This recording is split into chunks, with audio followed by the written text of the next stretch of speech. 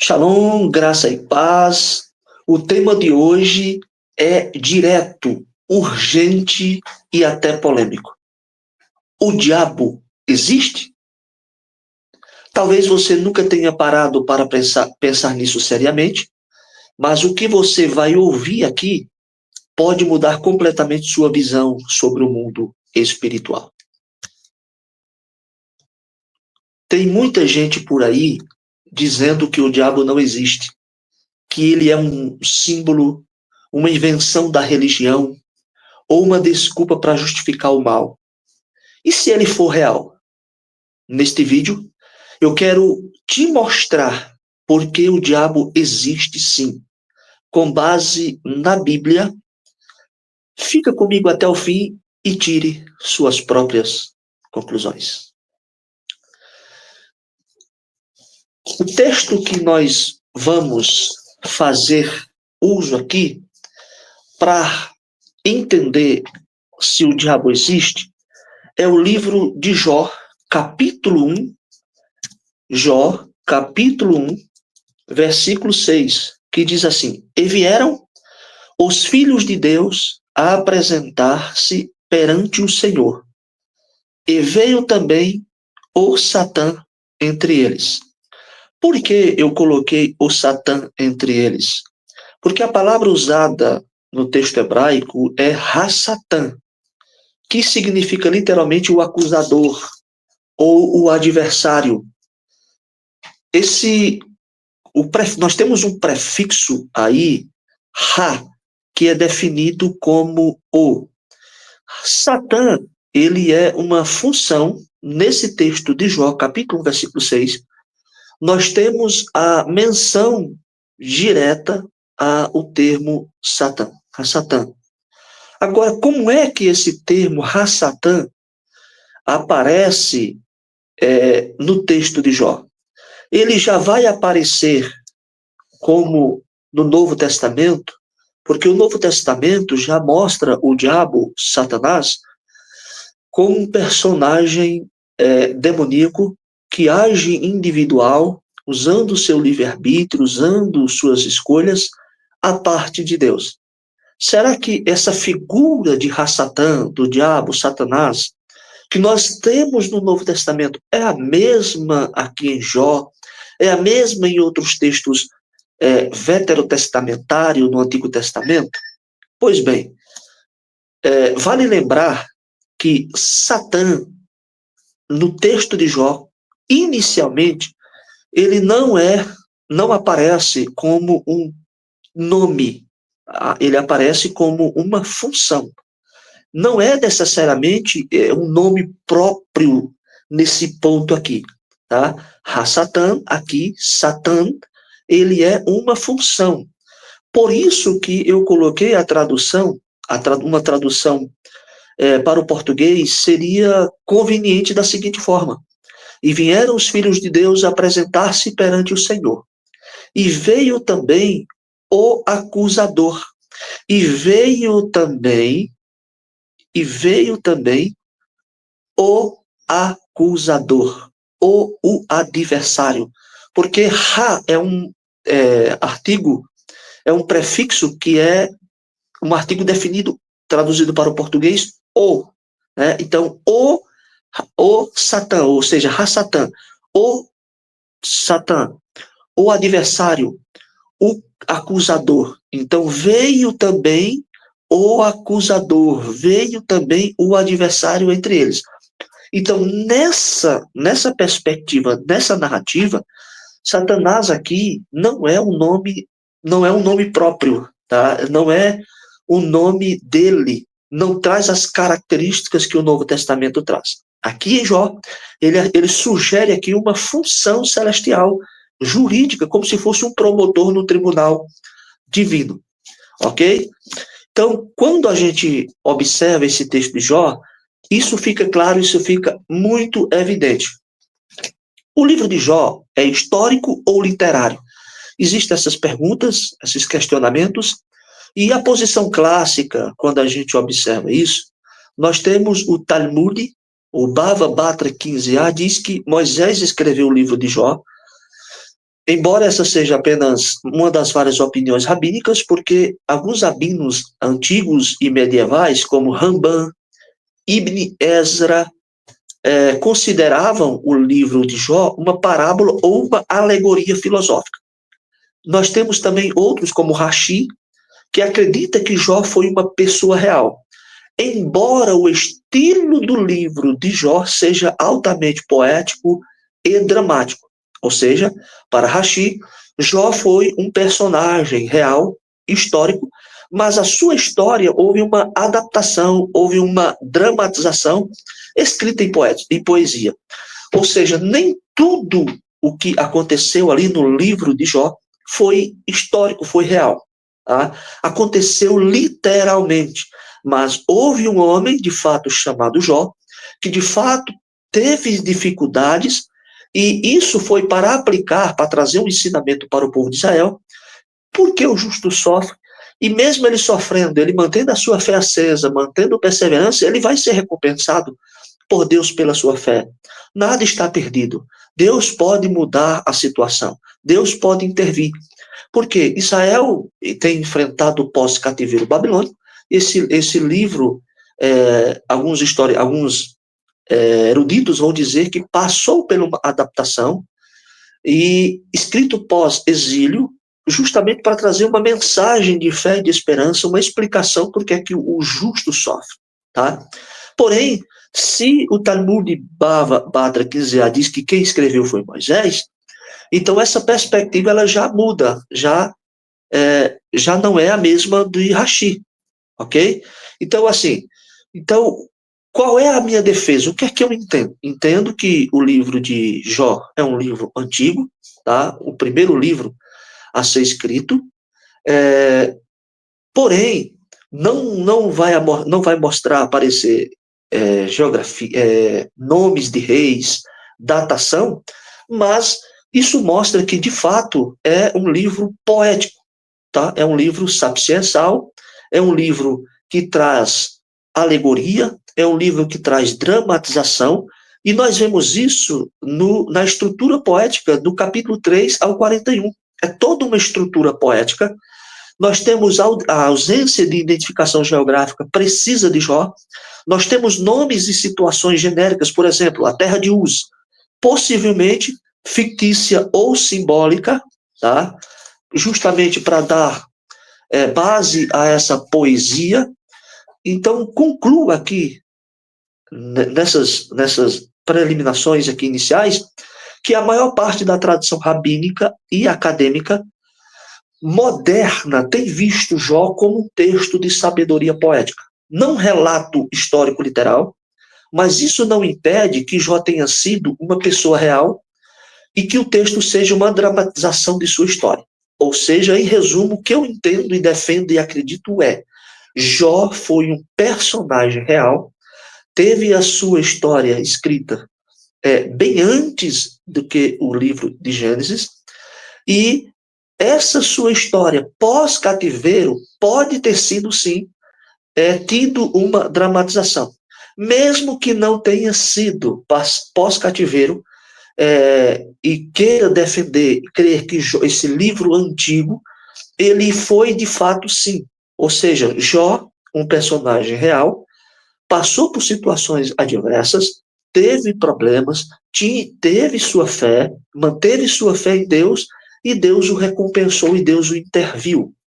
Ok, alguém olhando para esse personagem, para essa história de Jó, fez uma adaptação, uma dramatização em estilo poético. Então, o que nós temos hoje é, de fato, um estilo poético. Então, nem tudo que, de fato, aconteceu ali hoje, quando a gente lê, é literal.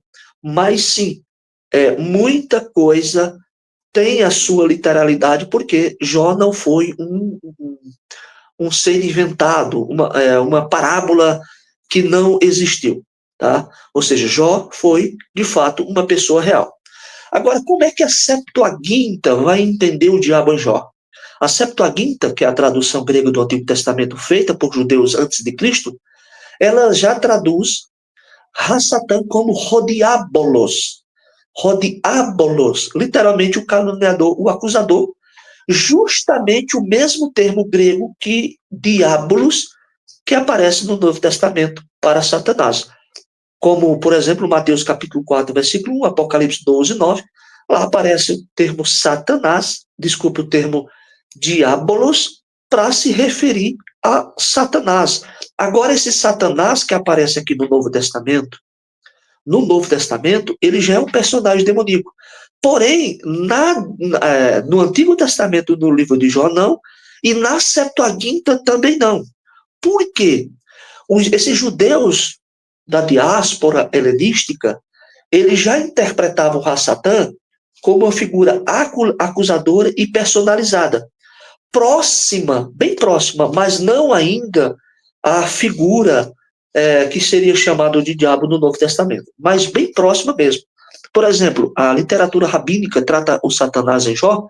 O Talmud e Midrash, Talmud Bava Batra 16, identifica Satã como instigador dos sofrimentos de Jó e associa Satã ao instinto do mal, e Yetzerara. Então, para o Talmud Bava, esse Ha-Satã aqui é o anjo da morte. Ele é a figura que provoca o homem e depois o acusa. O Midrash Tanhuma, Tazaria 9, trata Satanás como acusador diante de Deus, com acesso à corte celestial. Já o Zohar, que é uma mística judaica, vê Satã como parte de um sistema dualista, mas ainda sob o controle de Deus, servindo para testar e purificar. Então, essa literatura rabínica, antes do Novo Testamento, vê Satanás como um ser, não como um nome próprio, tá? Como no Novo Testamento. Depois, você vê que vem como anjo da morte, vem também como um ser que faz parte desse sistema dualista, mas está sob o controle de Deus. Ou seja, ele não é independente de Deus, ele não é o diabo, ele não é um personagem demoníaco, mal, independente de Deus, na Septuaginta e na literatura rabínica e no Antigo Testamento. Então, no Antigo Testamento, entendam, ele vai ganhando proporções. Ele aparece como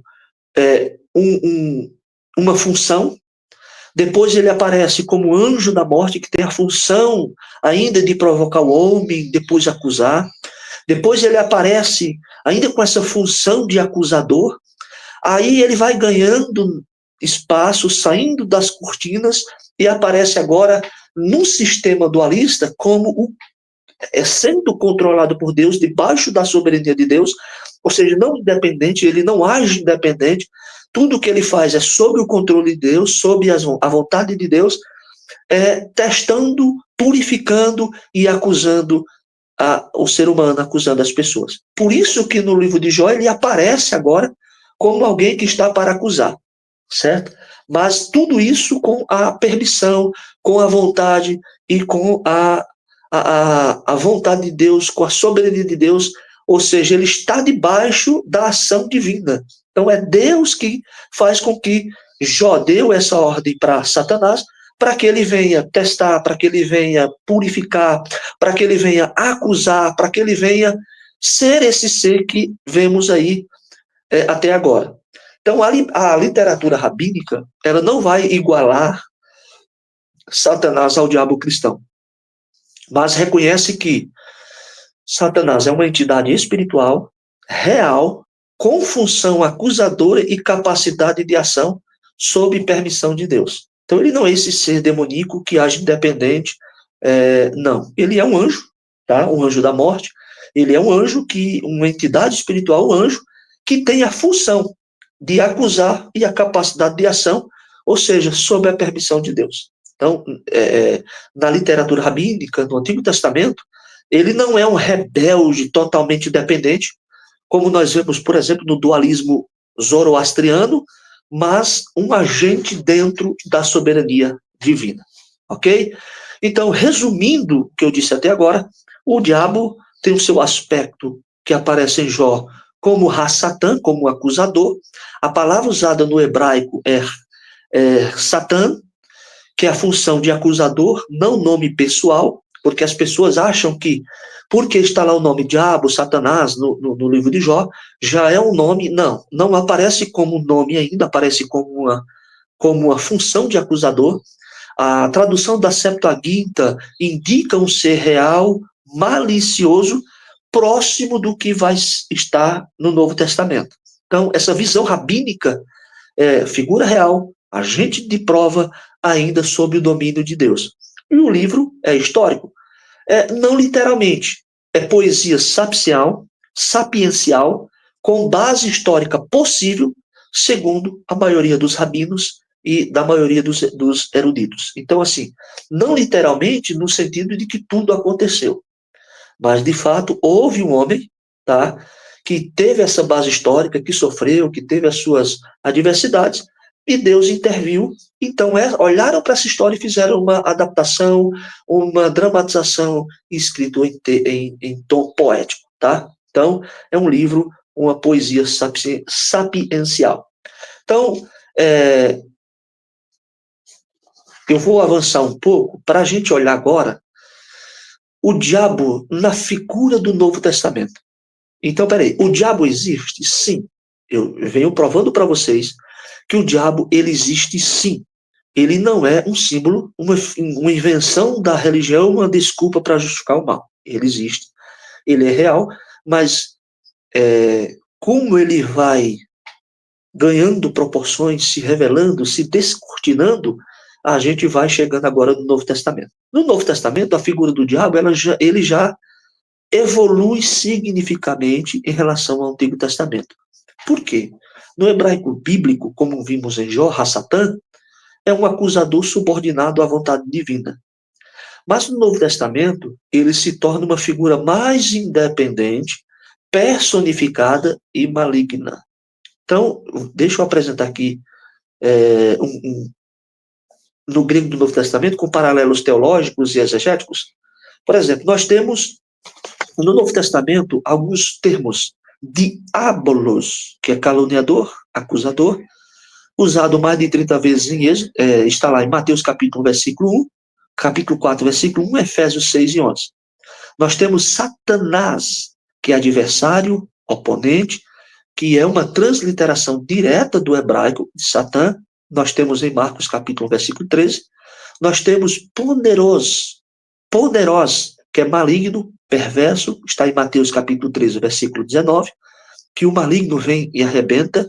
Nós temos Belzebul, senhor das moscas, demônios, Mateus capítulo 12, versículo 24. Veja que aqui em Mateus 12, 24, ele já é identificado como príncipe dos demônios, tá? Belzebul. E nós temos o Rodracon, que é o dragão que aparece em Apocalipse 12, 9.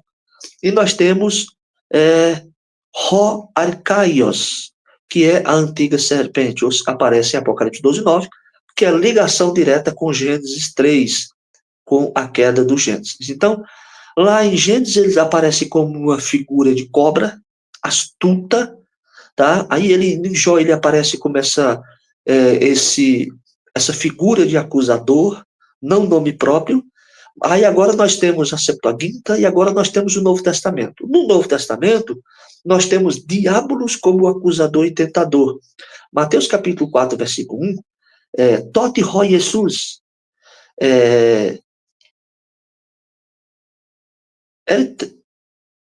ektenesten eremon hupotu diabolon peirastenai. Ou seja, então Jesus foi levado ao deserto para ser tentado pelo diabo. Hupotu diabolo peirastenai. Aqui, quando a gente observa esse termo diabolo, esse termo diabolos ou diabolo é um tentador direto e ativo. Diferente de Jó, o diabo agora age por iniciativa própria.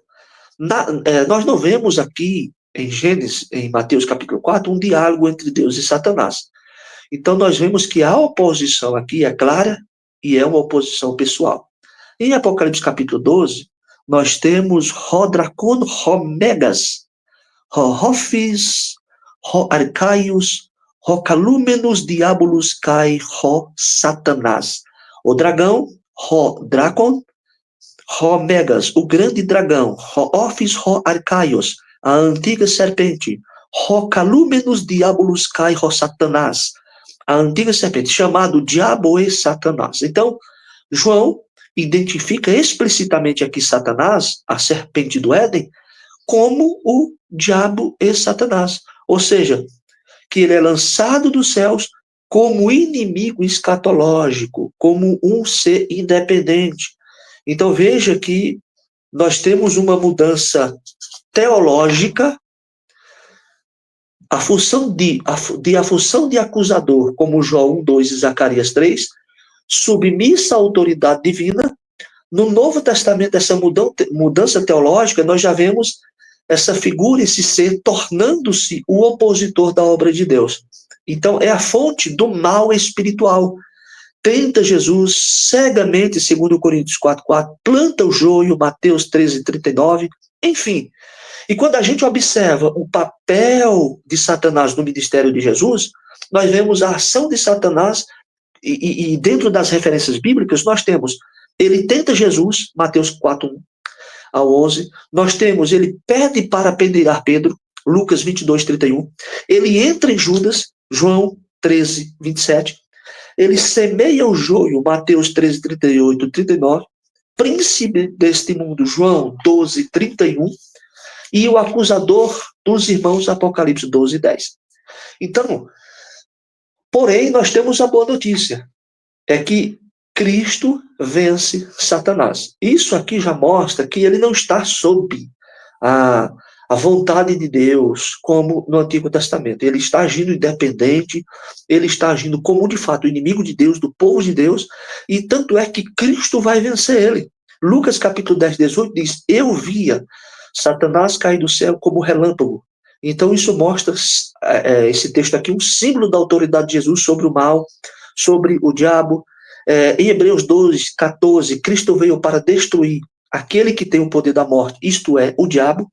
Então, na literatura rabínica, ele é o anjo da morte, ou seja, tem o poder da morte, e no Novo Testamento ele ainda continua com essa função, ele é o que tem o poder da morte, que é o diabo. Colossenses 2:15, Jesus despojou os principados e potestades, despojou o diabo e os seus asseglas. Então, concluímos aqui no Novo Testamento que Satã, o diabo, Satanás, poderoso, Dracon, é de fato uma pessoa espiritual maligna e autônoma, opositor ativo na obra de Deus. Ele é vencido por Cristo, por ser o agente do mal, e a gente observou que da teologia rabínica à teologia do Novo Testamento houve um desenvolvimento posterior no Novo Testamento e no cristianismo, ok? Voltando ainda para o livro de Jó, para a gente finalizar, há uma observação aqui que eu vi e eu quero trazer para vocês. Nós temos aqui a raiz que é um sin, não um bet, não, desculpe, estou lendo do outro vídeo, que eu estou fazendo para fazer outro vídeo. Vai avô, que é uma forma verbal, vir, chegar, essa forma, vai ktol, que é uma forma narrativa no hebraico bíblico, está no tempo passado pretérito narrativo, terceira pessoa do singular masculino. Então, essa construção, esse vav consecutivo, mas a forma imperfeita, que é a forma conversiva da narrativa típica da prosa hebraica, a letra iod indica o prefixo da verbal da terceira pessoa masculina singular. A vogal longa aleph, que é a, na última sílaba, mostra que kal, voz ativa simples, ou seja, quando nós temos aqui, traduzindo para o português, e veio, e chegou o acusador, vem também a classe gramatical, nós temos gam, né, gam, que tem a função aditiva, significa também ainda, inclusive. Então, qual é a questão aqui? essa observação que eu percebi, é que o sujeito mencionado aqui não era esperado. Por exemplo, olha aqui o texto de Gênesis, de Jó 1,6. E vieram os filhos de Deus apresentar-se perante o Senhor. Aí, tudo isso que eu falei agora e veio também o Hassatã entre eles. Ou seja, e veio também o adversário, e veio também o acusador. Isso mostra que esse ser, esse sujeito, ele não era esperado nesse contexto, por isso introduz um elemento surpreendente. Então, o que o autor está dizendo, olha, ele apareceu aqui de modo surpreendente, ele não era esperado, porque quem era que para vir eram os filhos de Deus, e ele aparece aqui também como adversário. Tá? Então, esse Hassatã, esse artigo definido o, com Satã, substantivo comum, derivado da raiz, que é um sim, um tal e um num, significa opor-se, acusar-se. Então, o interessante aqui é que nós temos um dagesh forte, que é um ponto duplo na letra shin, indica dobramento da consoante causado pela presença do artigo ha, ou ho. Então, essa vocalização com kametz gadol, que é um aleph, e tem um kametz gadol embaixo, indica uma tonicidade forte na última sílaba. Então, não é Satã, é Satã, Satã, Satã, como se escrevesse minúsculo, aí fosse aumentando em maiúsculo para mostrar que aumenta o tom, né? Satã. Então, substantivo mascular, singular, com o artigo definido. Isso mostra que no texto de Jó não é um nome próprio, como em grego diabolos ou em português Satanás. No Antigo Testamento, Satanás não é um nome próprio. Já no Novo Testamento, sim. No Antigo Testamento é um título, uma função, um adversário, um acusador judicial. No Novo Testamento, não, ele já é um ser diabólico, um personagem diabólico, que tem nome próprio. Tá? Então, no hebraico bíblico, vai aparecer 27 vezes com o artigo definido, só em 1 Crônicas 21, que aparece sem o artigo, possivelmente já com o nome próprio. Aí é outro texto, a gente pode fazer uma análise posteriormente, depois. Tá? Então, o acusador ou o adversário em contexto legal ou celestial. Então, traduzindo literalmente para finalizar, e veio, verbo na terceira pessoa, também um ênfase com acréscimo, inesperado, e Hassatã, ou acusador, com artigo definido, que mostra uma função celestial. Ou seja, os filhos de Deus vieram para adorar Deus. Propósito. Já esse Hassatã veio com um propósito diferente. Observa, os filhos de Deus vieram para apresentar-se perante o Senhor. Tinha outra função, um objetivo. Já esse Hassatã, ele não é esperado, aparece de modo inesperado para outra função, outro objetivo diferente dos filhos de Deus. A função dele é acusar, a função dele é justamente acusar o ser humano, acusar Jó. Então, nós temos aqui o verbo principal da cena, que marcando a ação narrativa, o uso de gan, reforça que Hassatã aparece como um dos participantes, mas com papel especial e possivelmente antagônico, e é o que a gente consegue perceber até agora. Tá bom? Então, Deus em Cristo abençoe vocês. Fiquem com esse vídeo. Compartilhem, comentem e divulguem o nosso canal. Deus em Cristo abençoe.